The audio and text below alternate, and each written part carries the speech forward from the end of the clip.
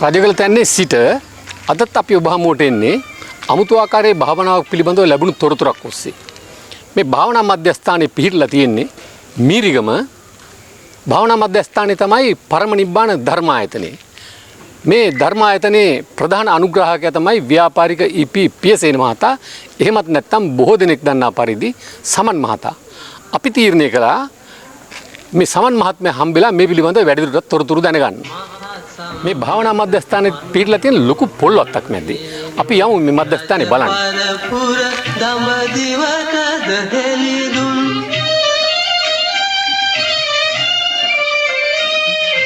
තෙදනින් පිරනින් පැරයුදිනිදුන්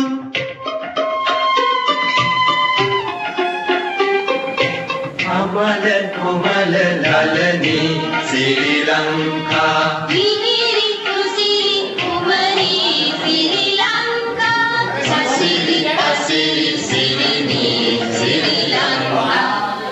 දැන් කොහොම සමන් මහත්මයා හොයාගෙන එතුමයි ගෙදරටම ආවා. සමන් මහත්මයා අපිට කරුණාකරලා මුලින්ම කියන්නකෝ ඔබතුමා පිළිබඳව කිසි විස්තරයක්. මම මාතර උපන් දකුණේ උපන් පුජ්‍යලියෙක්. මම සංක්‍රමණය වුණා සූරියවට ඊට පස්සේ අවුරුදු 25 දී විතර. සූරියව නගරේ මම ව්‍යාපාරිකයෙක් හැටියට ජීවත් වුණා. ඊට පස්සේ දෙනියායට සංක්‍රමණය වුණා. තේ ව්‍යාපාරය තමයි කරේ තේ ෆැක්ටරි. අවුරුදු 13ක් විතර. එතකොට මගේ කාලයේ වයස ගෙහිලා අවුරුදු 60 ගණන් වෙනකොට මට විශ්‍රාම සුවයෙන් ඉන්න ඕන කියලා හිතලා ඒ ව්‍යාපාරය තුළ ධර්ම කටයුතු වල පමණක් නියුණා. ඉතින් මම තරුණ කාලේ ඉඳලා ආගම දහමට බොහොම ලැබිව ඉඳපු කෙනෙක්. මම ඇසුරු කරා ගල්දූ ආරණ්‍ය සේනාසනයේ හාමුදුරුවෝ 1600ක් විතර ආරණ්‍ය සේනාසනයේ ඉන්නවා. අවුරුද්දේ පළවෙනි කියන්නේ අප්‍රේල් පළවෙනිදා දාන දෙන්නේ මම නායක හාමුදුරන්ගේ උපන්දින. නායකනේ අරියදම්ම හාමුදුරුවෝ, ජිනවංශ හාමුදුරුවෝ, කුසල ධම්ම හාමුදුරුවෝ ද බුද්ධිස්තකයෝ සේරම දන්නවා කියනවා අඳුරනවා. ධර්ම සාකච්ඡා කරලා තියෙනවා. ධර්මය අහලා තියෙනවා. හැබැයි මම තෘප්තිමත් උනේ නෑ මේ නිවන් දැකීම සඳහාද මේ ධර්ම දේශනා කරන්නේ. මේක සංසාර පැවැත්මටද කියන එක මට වැටහුණා. ඉතින් මේ සංසාර පැවැත්මට වැඩි එහා යන්න ඕන කියන මතය තිබුණු නිසා මා ළඟ තව මේ පිළිබඳව ගවේෂණයක යෙදුණා. එතකොට තමයි මට ලැබුණේ මේ වහරක ස්වාමීන් වහන්සේ පිළිබඳව. ඊට පස්සේ වහරක ගියා. එහෙදි දැනගත්තා මේ සිරි ධම්මාලංකාර කියලා වටරක ස්වාමීන් වහන්සේ නමක් ඉන්නවා. එතෙන්ට ගිහිලා අහන්න කියලා. බලනකොට ඒ ධර්මයේම තමයි අබේරතන අලංකාර හාමුදුරුවෝ කියන ධර්මයේම තමයි මේ ස්වාමීන් වහන්සේ දේශනා කරන්නේ. හැබැයි බොහොම සරලව. ඒක තේරුම් ගැනීමේ හැකියාව තියෙනවා. ඊට පස්සේ ස්වාමීන් වහන්සේගේ මොනියම් හේතුන් නිසා වටරක ගෙන් හාමුදුරුවෝ ඈත් වුණා. ඒ ඈත් වුණාට පස්සේ මම හිතුවා මම ඉඩමක් අරගෙන මේ වගේ ධර්මායතනයක් සකසන්න ඕන මේ මිනිස්සුන්ට මේ සංසාරයෙන් ගොඩ වෙන්න. ඒක නිසා තමයි මේ මීරිගම ඉඩමක් අරගෙන මේ ධර්මායතනයක් ඇති කරේ. ඕසමන් මහත්මයා අපි මේ භාවනා මධ්‍යස්ථානට ඇවිල්ලා මේ පිළිබඳව බලනකොට අපිට දකින්න ලැබුණා 100ක 200ක වගේ පිරිසක් ධර්ම සාකච්ඡාවට සහභාගී වෙනවා, ධර්මයට සවන් දෙනවා. නමුත් අපි දැක්කේ නැහැ අර සාම්ප්‍රදායික බිම වාඩි වෙලා එළමිනිය ගොතාගෙන භාවනා කරන පිරිසක්. එහෙම නැත්නම් භාවනා කුටි. අපි යම් කිසි අමුතු ආකාරයේ විශේෂත්වයක් මෙතන දුටුවා.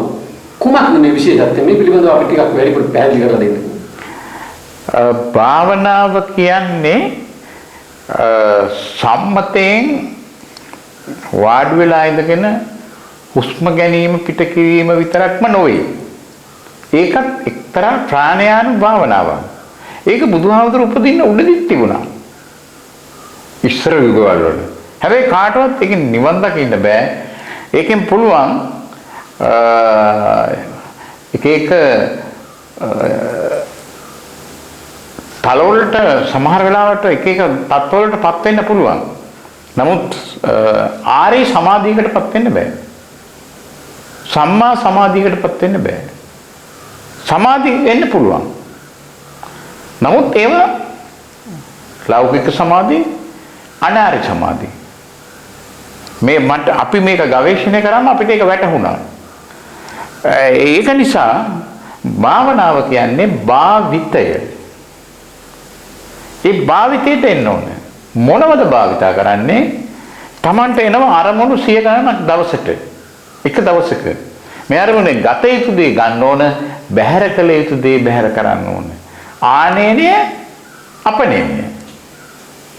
මේක තේරුම් අරගෙන තිබුණේ නැහැ. මේක වැරදියට පරිවර්තනය කරපු නිසා තමයි මේ මුලාවේ මිනිස්සු වැටලා ඉන්නේ. ජනතාව වැටලා ඉන්නේ. ඒක නිසා මේ හාමුදුරුවෝ මේක පැහැදිලි කරා. මේ වෙන බලන්නේ ශ්‍රීධම්ම ස්වාමීන් වහන්සේ. ශ්‍රීධම්ම ස්වාමීන් වහන්සේ පැහැදිලි කරලා දැන් අපි ඒ විදිහට තමයි මේ කරුණු කාරණා යන්නේ. මේක තමයි සත්‍යය. එතකොට ඔබතුමා මේ බුද්ධ භාවනා කරන්නේ දැන් කොහොමද කාලයක් මෙතන ක්‍රියා? දැන් මේ දෙසැම්බර් මාසේ වෙනකොට ජනවාරි පටන් ගත්තේ අවුරුදු මාසේ අපි අවුරුද්ද නිසා සිංහල අවුරුදු නිසා කාටවත් සහභාගී වෙන්න අමාරු නිසා නැවැත්තුවා මාස 11ක් කරලා තියෙනවා. දැන් කට්ටිය සෙනඟ වැඩි. ඒක නිසා අපි ශාලාවකුත් හදලා දැන් ඒ කට්ටියට පහසුකම් දීලා දැන් 100 ගණනක් හැම මාසෙම ගන්න බලාපොරොත්තු වෙනවා. අපි දකිනවා මෙතන මේ පැමිණෙන භාවනාවලට පැමිණෙන සියලු දෙනාට දානමාන සිව්පසේ සැපයීම මේ සියල්ල. ඔබතුමා මොකද්ද මේ ඉදිරියට පවත්වන මේ සූදානම්? ඒ එන කට්ටියට අපි කියලා තියෙන්නේ ඊටාම ටූත් බ්‍රෂ් එකයි පෙරවන්න බිස්සිට් එකයි විතරයි ගේන්න කියලා තියෙන්නේ. වෙන මොකුත් අවශ්‍ය නැහැ කියනවා. අනිත් සේරම මෙහෙන් සපේනවා. ඒකට සැදැහැවතුන් අපිට උදව් උපකාර කරනවා. කියන්නේ දාන බාර ගන්නවා. ඒ දානයට යන වියදම ඒ කට්ටිය සපේනවා. අපිට තියෙන සංවිධානය කරලා සකසලා මේවා ඒ කට්ටියට පිරිනමන්න. ඒ කට්ටිය නේවාසිකව දවස් 7ක් ඉඳගෙන මේ කාර්යයේ යෙදෙනවා. ඒ කට්ටිය අවසානයේ දවස් 7 වෙනි දවසේ ස්වයං විවේචනයක් කරනවා මේ පිළිබඳව ලබාගත් දේ මෙච්චර කල් ලබාගත් දේ දැනට මේ සතිය තුළ ලබාගත් දේ. ඒ කට්ටිය බොහොම සතුටටපත් වෙනවා. මේක කැලේ අතරමං වෙලා වගේ මේ බෞද්ධ ජනතාව ඉන්නේ. ට්‍රැක් එක හොයාගන්න බෑ හරියට. නිවන් දකින්න යන්න ඕන පාර මොකද්ද? ඒ පාරට මේ කරුණාකාරණා කියලා මේ අපි අවතීර්ණ කරන එකයි මේ කරන්නේ. මෙන්න මේ පාරේ යන්න. මෙන්න ආනපාන. මෙන්න අස්සපස්ස. මෙන්න දෙපැත්ත මේ විදිහට බලන්න. ඒකයි අපි කරන්නේ. ඔබතුමා කියන්නේ බුදුන් වහන්සේ දේශනා කරපු නිවැරදි ධර්ම මාර්ගය. නිවැරදි ධර්ම මාර්ගය මේක. පැමිණෙන්න මේකට සහභාගී වෙන්න ප්‍රතිඵල ලබා ගන්න. ප්‍රතිඵල ලබා ගන්න. හොඳයි තමයි. අපි මේ භාවනා මධ්‍යස්ථානයේ තොරතුරු විමසීදී අපි දුටුවා මේ භාවනාවේ ප්‍රායෝගිකව යෙදලා ඉන්න උදවිය සමහරු සටහන් ලියනවා. සමහරු ප්‍රශ්න කරනවා. මේ කටියක් අමුතු යම් දේවල් අපි දුටුවා. මේ පිළිබඳව අපිට පොඩි විස්තරයක් කරන්න ඕන. ඒක අපේ සිරි ධම්මාලංකාර හාමුදුරුවෝ මේක සකස් කරලා තියෙනවා මේ අයට අවශ්‍ය මෙන්න මේ දින 7ේදී මෙන්න මේ වගේ වැඩ කොටසක් කියලා. ඒක මාගදී භාෂාවෙන් තමයි සියලු බුදුවරු මාගදී භාෂාවෙන් තමයි ධර්ම දේශනා කරේ. ඒ මාගදී භාෂාවෙන්ම මේ ස්වාමීන් වහන්සේ මේක උපුටලා අරගෙන සිංහලට පරිවර්තනය කරලා මේ පොතක් දෙනවා.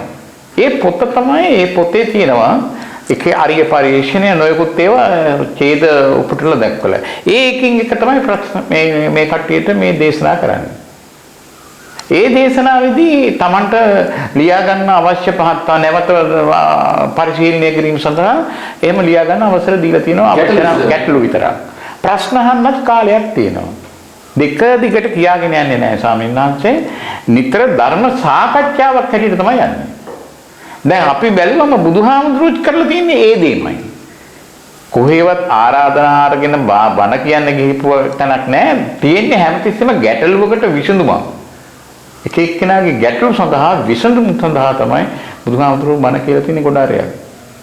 ඒක බෞද්ධ සාහිත්‍යයෙන් හොඳටම පැහැදිලි. දැන් ඔබතුමා කිව්වා මේ අවුරුද්දක් පමණ මේක ගතුණයි. මේ පහුගිය කාලය තුල ලැබුණු දකින්න අහන්න ඔබතුමා මේ පිළිබඳ දැනුමක් තියෙන කෙනෙක් ඇටිද ලැබුණු ප්‍රතිචාර කොහොමද මේ සහභාගී වෙන්න දෙවි. දැන් මෙතෙන්දී අපි මේ ස්වාමීන් වහන්සේ නිවන් දැකීමේ අවශ්‍ය නිවන් අවබෝධ කර ගැනීමට අවශ්‍ය පළවෙනි අංගය තමයි සෝතාපන්න තත්ත්වය. සෝතාපන්න වෙන්න කාරණා 4ක් පරිපූර්ණය කරලා යුතුයි. ඒ හතරම මෙතෙන්දී ඉෂ්ට වෙනවා. පළවෙනි එක කල්යාණ මිත්‍ර සම්පත්තිය, දෙවෙනි එක යෝනිසෝ මනසිකාරයෙන් ධම්මානුධම්ම පටිපදාවේ හැසිරීම, තුන්වෙනි කාරණේ පරතෝපෝෂක ප්‍රත්‍ය, බුද්ධ ශක්තියට අනුගත වීම. ඔය කාරණා හතර ඉෂ්ට වුණොත් යම් කිසි කෙනෙකුට හරි 100%ම අවංකව එයාට සෝතාපන්න තත්ත්වයටපත් වෙන්න පුළුවන්. සෝතාපන්න වුණා කියන්නේ යා නිවන් දැක්කා. කාලයක් යාවි තව. නමුත් ඊතුරු මගපල තුන ලැබලා අනිවාර්යෙන් එයා අරහත් භාවයෙන් නිවන් දක්වා. හොඳයි වන්දනේ. මේ රටේ විශාල බෞද්ධ ජනතාවක් ඉන්නවා. ඔබතුමාට මේ අවසාන සමයේ මහා විශාල බෞද්ධ ජනතාවට කුමක්ද දෙන්න තියෙන පණිවිඩය? ඒ ප්‍රශ්නෙට උත්තරයක් දෙනවා නම් බෞද්ධයා කියන්නේ බව උදුරා දැමීම. ඒක බෞද්ධයට විතරක් නෙමෙයි උරුම. මුස්ලිම්, දෙමළ, බර්ගර්, කතෝලික ඔය ඕනම ආගමේ කෙනෙකුට මෙතෙන්ට එන්න පුළුවන්. ඇහිල්ලම් මොකද්ද මෙතන මේ කරන කාර්යය කොහොමද බව උදුරා දාන්නේ? බෞද්ධයා කියන්නේ බව උදුරා දැමු අය. බව උදුරා දැමුවා නම් එයා බුද්ධ, බව උදුරා දමින් යන පුජ්‍යලයා බෞද්ධ. ඒක තමයි අර්ථය. ඒක කිසි කෙනෙකුට බාධාවක් නැහැ. මේ ස්වාමීන් වහන්සේ පොයට උදේ ඉඳලා ධර්ම දේශනාවකේ නියැලෙනවා. ඒ නැති ඕනම දවසක ඇහිලා සාකච්ඡා කරන්න පුළුවන්. ඒ පිළිබඳව ප්‍රශ්න නගන්න පුළුවන්. ධර්ම සාකච්ඡාවක නියැලෙන්න පුළුවන්.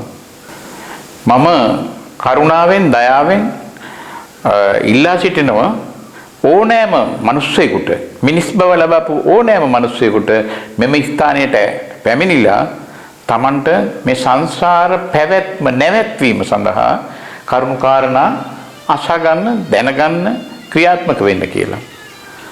ඒක බෞද්ධයට විතරක් නෙමෙයි සියලු මිනිස්යන්ට. හොඳයි වන්දනේ. හැමනම් ඔබතුමාට බොහොමත්ම ස්තුතියි. යහපතක් වේවා. තෙරුවන් සරණයි.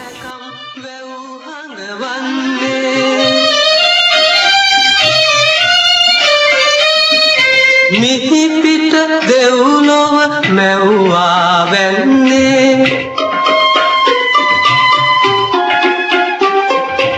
අමල කුමල ලලනී ශ්‍රී ලංකා මිහිරි රුසිරි කුමරි ශ්‍රී ලංකා සසිරි අසිරි සිරිනි ශ්‍රී ලංකා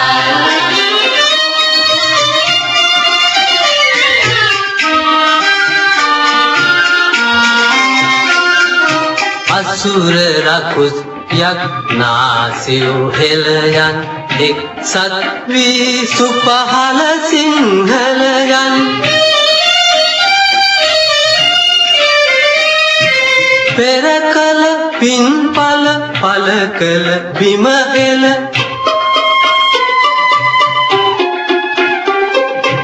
අමල කොමල ලලනී ශ්‍රී ලංකා මිහිරි රුසිරි කුමරි ශ්‍රී ලංකා සසිරි අසිරි සිරිනි ශ්‍රී ලංකා